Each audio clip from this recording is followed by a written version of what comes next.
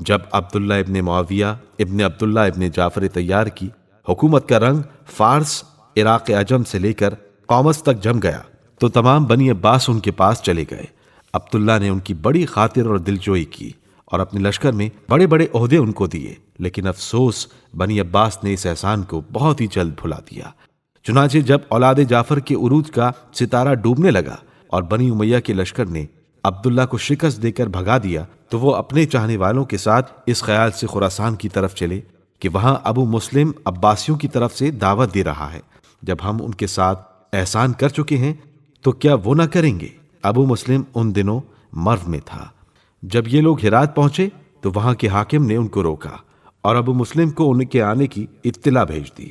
ابو مسلم ایک چالاک آدمی تھا، اس نے عبداللہ کا ادھر آنا اپنے حق میں اچھا خیال نہ کر کے حاکم ہرات کو لکھ بھیجا کہ عبداللہ اور اس کے آدمیوں کو قتل کر ڈالو۔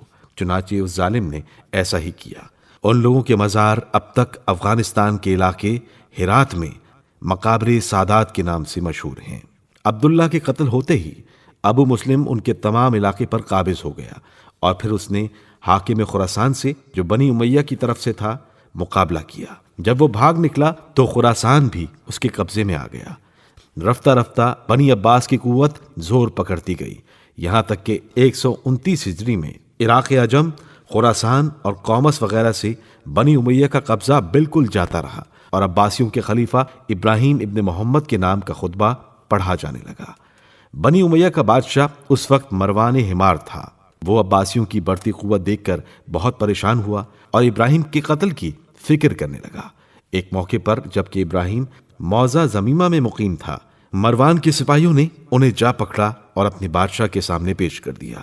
وہ تو جلا ہوا تھا ہی، اس نے قتل کروا دیا۔ ابراہیم ابن علی ابن عبداللہ ابن عباس کی گرفتاری کے بعد عباسی خاندان کے خاص لوگ جیسے صفا، منصور دوانیقی، اسماعیل، صالح اور عبد الصمد وغیرہ بھاگ کر ابو سلمہ کے پاس کوفہ چلے گئے۔ ابو سلمہ وہ شخص ہے جس نے تمام عراق میں وزیر آل محمد کے لقب سے شہرت پائی۔ یہی وہ شخص ہے جس نے تمام عراق سے بنی امیہ کے اقتدار کا خاتمہ کیا تھا۔ جب یہ لوگ پریشان حال اس کے پاس پہنچے تو اس نے ان کو پناہ دی اور ان کا سارا حال ابو مسلم کو خراسان لکھ کر بھیج دیا۔ اس نے ایک بڑا لشکر حسن کی ماتحتی میں کوفے کی طرف روانہ کیا۔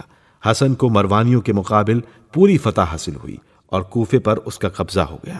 اب ابو سلمہ کو یہ فکر ہوئی کہ اہل بیت طاہرین میں سے کسی شخص کو مستقل خلیفہ قرار دے کر دمشق پر حملے کا سامان کیا جائے۔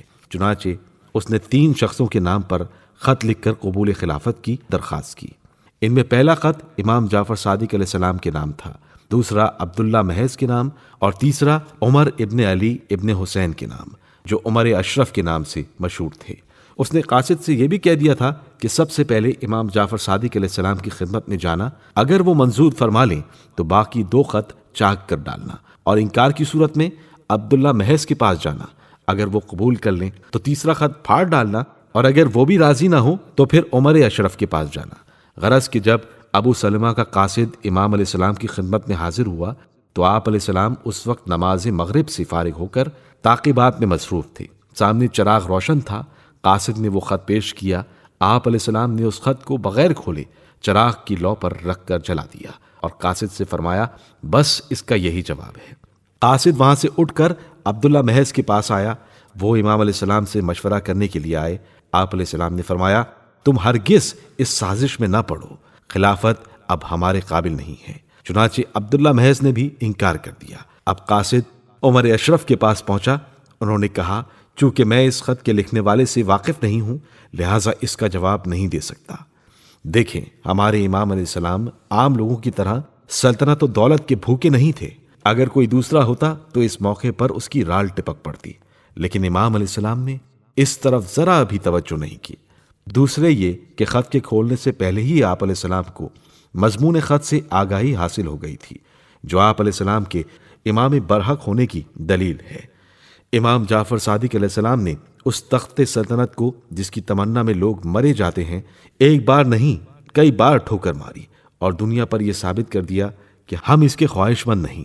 جب تک خلافت اس قابل تھی کہ وہ خلافت رسول صلی اللہ علیہ وآلہ وسلم کہلائی جا سکے، اس وقت تک ہمارے گھر والے اس کے خواہش مند ہوئے۔